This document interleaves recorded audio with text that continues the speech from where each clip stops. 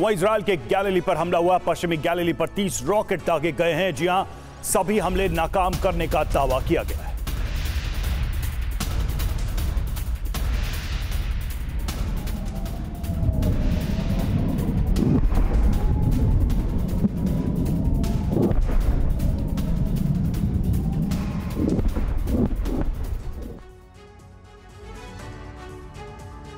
America में राष्ट्रपति चुनाव हो रहे हैं। अगले महीने अमेरिकी चुनाव का परिणाम आने वाला है। अमेरिकी चुनाव की वजह से रूस यूक्रेन युद्ध बहुत खतरनाक दौर में प्रवेश कर गया है। रूस ने कीव समेत यूक्रेन के 1 दर्जन शहरों को जलाना शुरू कर दिया है। रूसी सेना भीषण हमले कर यूक्रेन के शहरों पर कब्जा कायम करती जा रही है। इस महीने के अंत तक रूस यूक्रेन के बड़े भूभाग पर कब्जा करना चाहता है। सवाल यही है कि आखिर अमेरिकी चुनाव की वजह से रूसी सेना ने यूक्रेन में हमले क्यों तेज कर दिए। यूक्रेन की धरती कुछ इस तरह से दहल रही है। यूक्रेन के शहर विनाश की आग में पूरी तरह जल रहे हैं।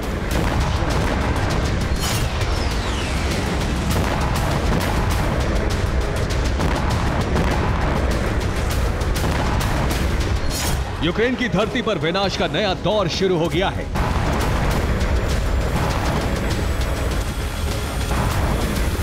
सर्दी की शुरुआत हुई और इसी के साथ रूसी सेना की बमबारी भी विध्वंसक हो गई।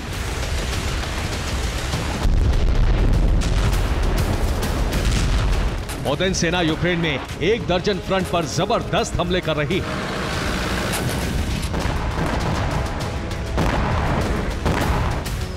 रूस के हमले से ज़ेलेंस्की सेना पूरी तरह से दहल रही है। यूक्रेन में आए इस जलजले का अमेरिकी चुनाव से कनेक्शन है।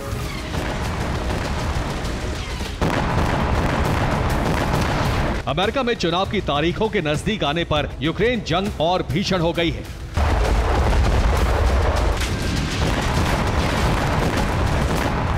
रूसी सेना विध्वंसक हमले करती हुई तेजी से आगे बढ़ रही है।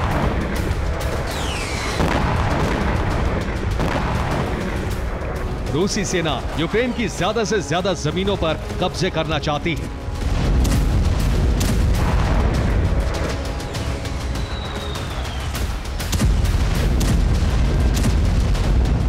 दरअसल दोनों देशों को यह लग रहा है कि अमेरिका में नई सरकार के आने पर नए समीकरण बनेंगे।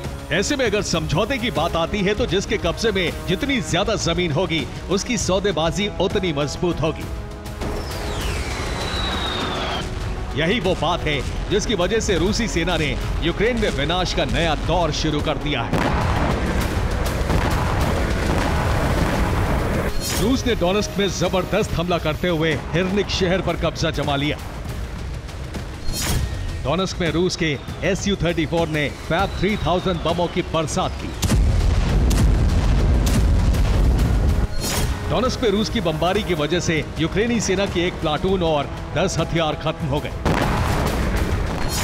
खेरसोन में रूस की बमबारी में 5 लोग मारे गए, 2 दर्जन लोग घायल हो गए।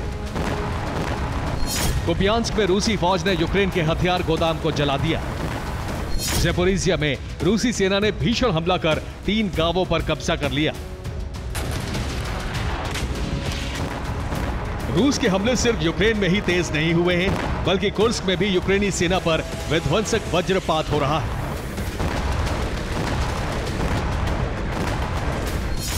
रूसी रक्षा मंत्रालय के मुताबिक कुर्स्क में अब तक यूक्रेन के 27,000 सैनिक मारे जा चुके हैं।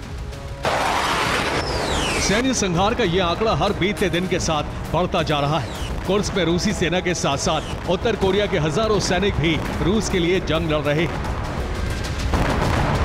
रूस के मुताबिक रूस और उत्तर कोरिया के सैनिकों ने यूक्रेनी फोर्स को कुर्स्क में चारों तरफ से घेर लिया है। माना जा रहा है कि या तो ज़ेलेंस्की के सैनिक मारे जाएंगे या फिर वो सरेंडर करेंगे।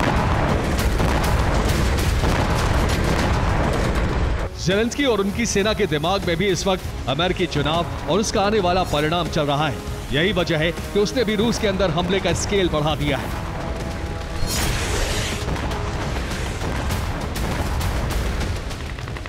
यूक्रेनी फोर्स कुर्स्क के साथ साथ रूस के कई शहरों में जबरदस्त हमले कर रही है।